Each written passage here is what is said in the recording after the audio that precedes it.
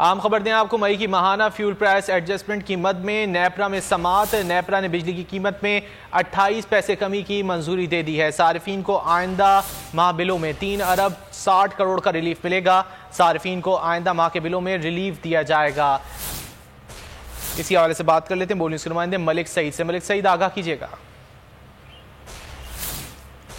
नेपरा की ज़ेर समात हुई है। नेपरा ने बिजली की कीमत में 28 पैसे कमी की मंजूरी दे दी है। सार्फिन को आइंदा माह के बिलों में 3 अरब 60 करोड़ रुपए का जो रिलीफ है वो मिलेगा। सार्फिन को आइंदा माह के बिजली के बिलों में जो है वो रिलीफ दिया जाएगा। नेपरा फैसले का इतलाक जो है लाइफ लाइन और के इलेक्ट्रिक सार्फिन पर नहीं होगा।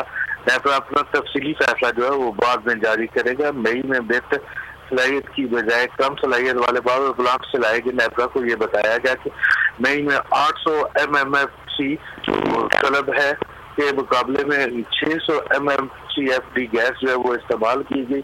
सिस्टम के नुकसान और कम सलाहियत वाले पावर प्लांट। बहुत शुक्रिया मलिक सईद इन तफसीलात।